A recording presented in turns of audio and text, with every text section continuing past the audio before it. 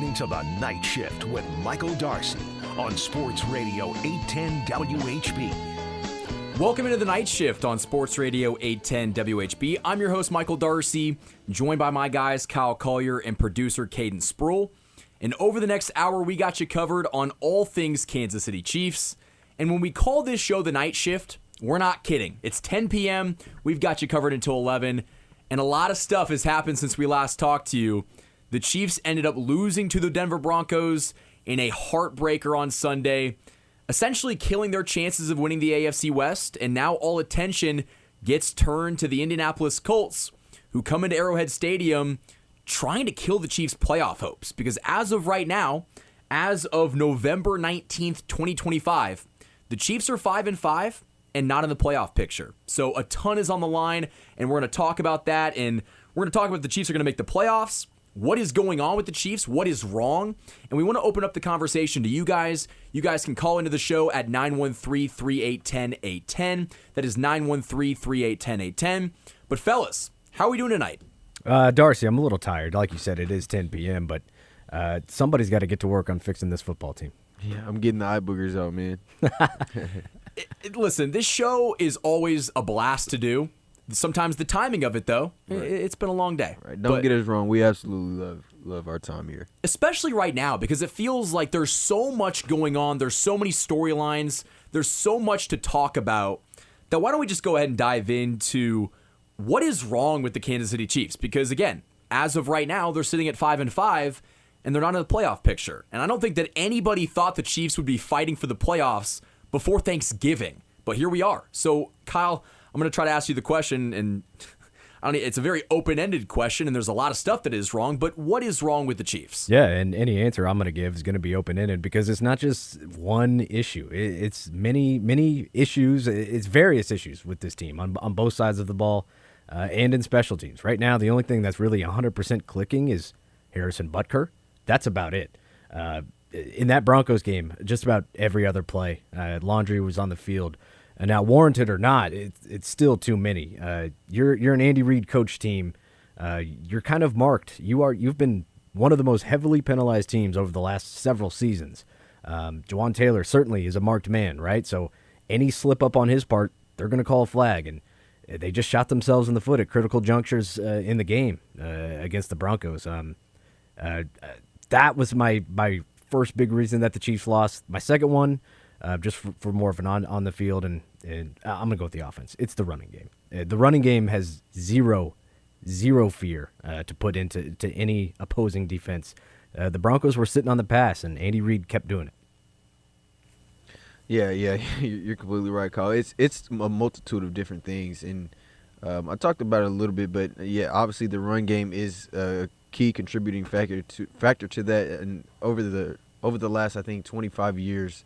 The worst three rushing explosive rush rate percentages. The last two seasons, the Chiefs of 2025 and 2024, and then 2007 Chiefs. Those are the worst three rates of the last 25 years, I believe. So it doesn't get any worse than that. And then, I mean, I've talked about it as well. It's just the Chiefs just aren't making the plays in the clutch moments like they have over this successful run that they've had over the past 7 years. I think when you look at even the special teams, we've had costly plays in special teams, and then the defense has given up many timely mistakes. They've had mistakes at the end of games. You look at the Jags game, they gave up the defensive pass interference in the end zone, which essentially set up the Jags for an easy walk-in touchdown. I mean, obviously Trevor Lawrence had to make a hell of a play, but yeah. And then on the offensive side, I mean, just for instance, if you look at, the Chiefs got the ball back with 4 minutes left, tied 19-19. And I talked a little bit about on KC Sports Report, but leading up to this season, that was always a moment you looked at as like, all right, good job, opposing team. You guys battled. It was a tough fight. We'll take this one from here. Right. We'll get the job done from here. And it just hasn't – we haven't felt that at all this season. I don't think there's been one moment this year where the Chiefs have got the ball back at the end of the game and you felt, yeah, we got this. We're gonna take care of that. And it's just a completely uncharacteristic feeling from being a Chiefs fan, I guess. So when coming up with the show notes for this show, I wrote, what's wrong with the Chiefs? And then I wrote a bunch of bullet points because there are so many things that currently plague this team, and I'll just go through the bullet points. Coaching and the play calling. Those have both been really bad at times this year, and I think it's one of the reasons why they're 5-5. That's probably my number one. Number two is the lack of the running game. And I actually don't think it is that, there is a lack of running game, but more the unwillingness to run the football, I think, is the bigger, deep-seated issue because, yeah, they've got Isaiah Pacheco and Kareem Hunt, but it feels like even when they're out there, Andy Reid does not want to run the football. And so if he doesn't want to do it, then it doesn't matter if you've got Breece Hall. It doesn't matter if you've got Alvin Kamara. It doesn't matter because Andy Reid just doesn't want to do it. The Chiefs are 0-5 in one-score games. Last year, they were undefeated in one-score games, but so far this year, they haven't found a way to win. Penalties. They're an undisciplined football team. There's been a lack of energy/motivation going into these games. Some of the biggest games of the season, the Chiefs feel like they don't have the juice going into it. And then my final bullet point is the Chiefs no longer make the clutch plays when it truly matters. And Caden alluded to it. The Chiefs were the team for years that when they got the ball back with 4 minutes, you knew that Patrick Mahomes was going to march down the field, take up 3.5 minutes, and score a touchdown or kick a go-ahead field goal, and the Chiefs would win, and we'd point and laugh at the other team that gave the ball back to Patrick Mahomes. This year, the Chiefs have been really bad in one-score games. They're winless. And at a certain point, you got to turn that around if you want to have a chance to get to the playoffs, because the playoffs, and when you play good teams, these games are going to be close. And last year, they had the benefit of winning all those one-score games. You're on the other end of it this year. Yeah, and I'm looking at the bottom of your list here. The lack of energy and motivation. I feel like somebody from the Chiefs has come to the podium after a loss each week and brought that up. It's week 11. You're 5-5. The Broncos and Chargers are now ahead of you in the division. What are you talking about? There's a lack of motivation. That one I don't understand. And then back to they no longer make those clutch plays. Last year, being undefeated in one-score games, and then this year being winless in one-score games. And, a lot of people said, yes, that there was some luck involved last year. No, last year they executed. They didn't make silly mistakes like they're making this year. For example, in that Denver game, is first and goal at the 2 or something like that. You hand that ball to Kareem Hunt, that's a touchdown. But guess who lined up offsides? 74. Patrick Mahomes ends up throwing a pick from the 21-yard line. So it technically wasn't another red zone turnover, but it basically was because Jawan Taylor shot him in the foot, and then Mahomes threw a pick because he felt like he had to go make a play. It's uncharacteristic. I do think there are parts of this team that are not parts, but certain players on this team who are pressing a little bit. I think Mahomes is certainly one of them. But hey, that Denver game, you knew it was going to be a rock fight. Those games, you just can't make those mistakes that the Chiefs made and expect to win. Well, I'll say this really quickly. A guy that I didn't put on the list, Patrick Mahomes hasn't been great this year. There's been moments where he's left plays out on the table that if he doesn't overthrow Xavier Worthy, if he doesn't throw an interception against the Jags or against the Eagles, granted there was a little bit of receiver issues and catching the football troubles at play, when you don't end up converting in the red zone and those turn into 14-point swings, it's easy to understand why they're 0-5 in one-score games. Yeah, and I think the best way to describe the Chiefs of old or of recent is just they were so inevitable. Like it was bound to happen. Whether it was the defense who made the plays, we didn't really know which side of the ball, especially over the last couple of years. We didn't really, over the first, I'd say 4 years of the Chiefs dynasty, it was mostly the offense that made those big times plays. But over the last couple of years, it's been the defense who's made a lot of plays. But yeah, like I said, they've just been inevitable. We knew that somebody would make a big play whenever the time came and whenever they needed it. And we haven't seen that. Over the first couple of weeks of the season, we saw them. We talked about it. They bounced back whenever their back was against the wall. The Ravens, they went into that game 1-2. Mm-hmm. They got a win whenever they needed it. The game against the Lions, that looked. It looked like the season may be turning or headed in a different direction before that game.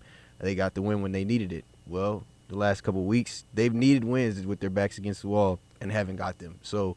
That tells you right there it's just a different team. It's just a different aura, different vibe around this team, and we can't really put our finger on what it is right now.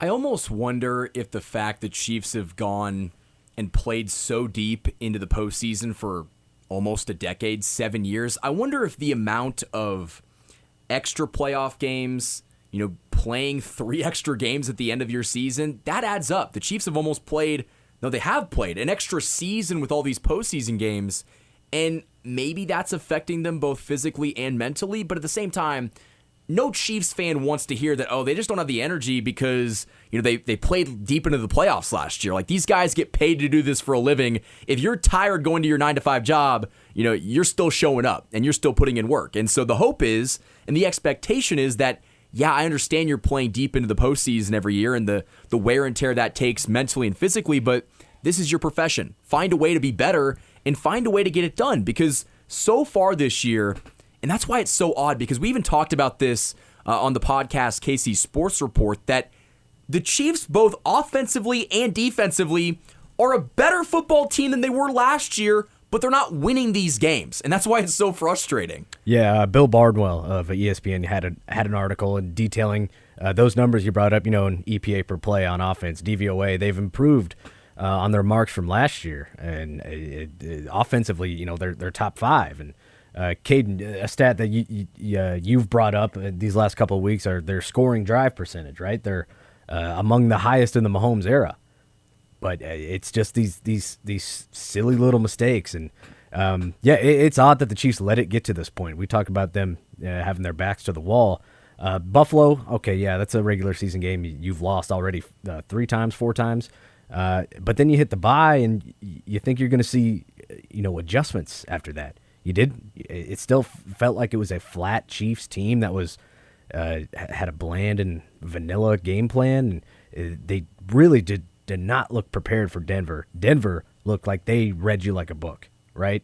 And it was their Super Bowl too. Yeah, exactly. And leading up to that game, this was a chance. I said it was a chance for Denver to nail in that first nail in the coffin for the Chiefs, at least on the division. The Colts can make you really, really worry about the playoffs this week. So adjustments need to be made, and we better take off lack of energy / motivation off this list for next week, Darcy. Because if you can't get up for this game, I mean, just like if you can't get up for a divisional game against the Broncos, where the division's on the line, if you can't get up for the Buffalo Bills, again, given the fact that you were trying to separate yourselves from all of the other teams in the AFC, if you cannot get up for these games, it is foolish to think that we're going to see this team wake up in December and be like, you know what? We've got energy now. Yeah. Later on in the season, after your bye week. It's too late now, guys. Yeah, and you talk about, just them being better in so many statistical categories. I'm sorry. But this is from Mike Sando of The Athletic. He just laid out a column of, just the different areas that the Chiefs are better in. This is going to be 2024 season and 2025 respectively. Last season, 24 points per game. This season, 25.4. Last year, 19 points per game allowed. This year, 18.1. Average point margin 4.9 versus 7.3 this season. Offensive EPA per play 0.06, 0.13 this year. Turnover margin -5 last year, +3 this year. Win-loss record 9-1 last year, 5-5 this year. So I mean, like we said, they've been better in so many areas statistically, but it's just not coming into fruition on the scoreboard and in the result column, and it's very confusing at this point. When I thought that the Chiefs were going to have a record regression this year because they were 15-2 last year, and to replicate that in back-to-back seasons was an unrealistic dream, but I didn't think they'd be 0-5 in one-score games before Thanksgiving. I thought, maybe they'd be 2-3, maybe they would be, 3-2, but the fact that they're winless in these one-score games, I don't think that anybody really expected that, but at the same time, the NFL pendulum always swings back to the middle. And the encouraging thing is that the Chiefs got all these one-score losses out of the way, hopefully. Like, if they can turn it around and start winning these one-score games, they got a chance to, get back in the win column, and we're not going to talk about them being winless if they can find a way to, beat some of these teams. And that would require, every week they come to the podium, we got to get that cleaned up. That would require cleaning some of that stuff up, penalties. Jawan Taylor, Caden, we talked about it on the podcast. All of the 3rd and longs that they've given up late in games this year. Ridiculous. I can't remember how many. Jacksonville I think had it's one. 4. The Chargers had Yeah. one. Buffalo had one. And then the 3rd and 15, and Knicks hits Cortland Sutton for 20 yards. Yeah. Their stars are not making the plays when the plays need to be made. The impact moments, the Chiefs they're falling short this year. It's odd when Rashee Rice came back. That feeling of inevitability that the Chiefs had, finally, the big 3, they're going to be back on the field, right? They put up points against Vegas, against Detroit, against Washington, and then these last 2 weeks, it's like that when Carmelo pump faked on the court when he was just watching D-Wade's last game. That's what the Chiefs' offense has been doing. They've just been pump faking these last 2 weeks because I don't recognize them. It looks bad. It looks bad. Yeah, and it's so confusing because currently, according to DVOA, the Chiefs currently sit as the 4th best 5-5 team of all time, according to DVOA. We're not even on the podium. Right. We're not even top 3. Right, but it's so confusing because that sounds good, but the eye test doesn't pass. There's been so many timely mistakes, as we talked about, the penalties. I think the penalties in the return game have just been so frustrating, specifically for me. It's just like every single drive, it feels like we're starting with our backs against the end zone almost. And it makes it hard for our offenses having the inconsistencies that we've had so far this season. I think the good news when you look at those other 3 teams in that top 4, the top 2, 2006 Eagles and 2015 Seahawks, both finished 10-6 and made the playoffs. Now we know it's a little bit different. It's a 17-game season. Now it's not. You can't really compare those two quite the same. But yeah, that's a positive outlook for it. I think it's the only way you can really look at the bright side of it. But it's the eye test doesn't really pass right now, is what I'd say. If you try to pick apart the Chiefs' wins and losses, the only win that you can hang your hat on is that Lions game. You beat the Ravens by a lot, but Lamar Jackson left the game. Then you beat the Raiders, who probably aren't even an NFL franchise at this point. Top 3 pick. Yeah. The Commanders without their starting quarterback. Mm-hmm. They beat the Giants with Russell Wilson starting. Mm-hmm. At a certain point, the Chiefs haven't really proven that they could beat a good team. And again, you play who's on your schedule, but sitting at 5-5, I'm under the belief that the Chiefs are not a good football team, and until they start racking some wins together, you are what your record shows. And there's a lot of people out there that believe, the Chiefs are a good 5-5 team, a much better 5-5 team than even their record shows. No, you are what your record shows, because this is not a 2-week sample size. This is over 3 months. Yeah, I would be willing to let somebody get away with that take before, maybe even after Buffalo, right? Before Buffalo, I'd let you get away with that take. Not now. The Chiefs in back-to-back weeks back-to-back games, have just proven that that they're undisciplined. All right, and we keep bringing up the lack of energy and motivation. You're absolutely right, Darcy. They're 5-5 and they deserve to be.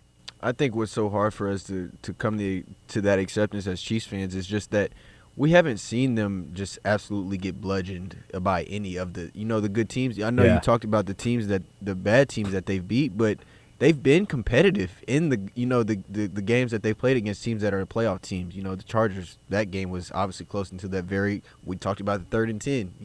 The end of that game, that was the Herbert scramble. Yeah, it was close until the very end there. The Eagles game was very competitive. Kelsey with a red zone pick. Right, exactly. We gave away the Jags game. They're another playoff team. So I think that's probably what makes it so hard for us to accept, understand what this team exactly is, because we've seen them perform well against the good teams, and then we've seen them perform well against the bad teams, but just not come away with the wins. So. And we're going to find out a lot about the Chiefs this weekend, because if they come out and they beat the Colts by 2 scores, then okay, we can have a conversation that maybe they have flip that switch. And the Chiefs have found themselves in similar positions where, they went 11-6 and won the Super Bowl. They've had seasons where they go on stretches where they lose, a couple games, they lose, 3 out of 5 or something ridiculous like that. And everyone panics, but this just feels different because the Chiefs have always gone through those stretches early in the season and, they win the division and they're a top 3 seed. And so it's like, okay, yeah, they struggled, but they're still one of the premier teams in the AFC. This is going to be very different because if the Chiefs find a way to make the playoffs, they're going to be the 6 or the 7 seed. And that is going to be a spot that Patrick Mahomes and Andy Reid have not been in together. And you're not going to have a home playoff game. And so, yeah, we know Mahomes can go on the road in the playoffs and win, but he's not going to have a single home game. And so far this year, Mahomes hasn't been very good on the road. So there is all of those factors at play as well. I think that opens up the question, will the Chiefs end up making the playoffs? Man. We talking before or after this game? You know, that's a fantastic point. I actually put out a poll on KC Sports Report, the YouTube channel. I said, if the Chiefs lose to the Colts, will they still make the playoffs? I asked that question. Over 2,000 of you voted.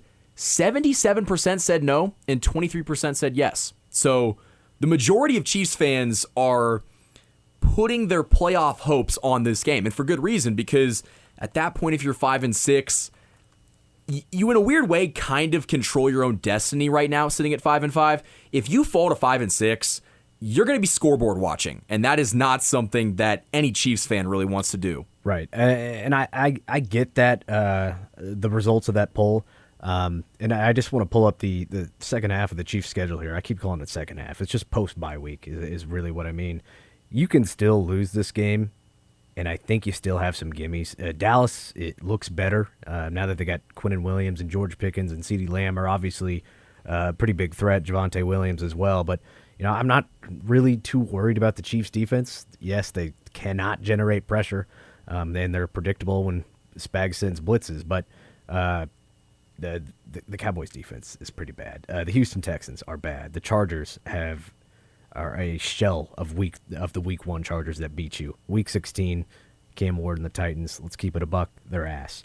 Denver, you're going to get them at home this time. Can that one be different? And then the Raiders.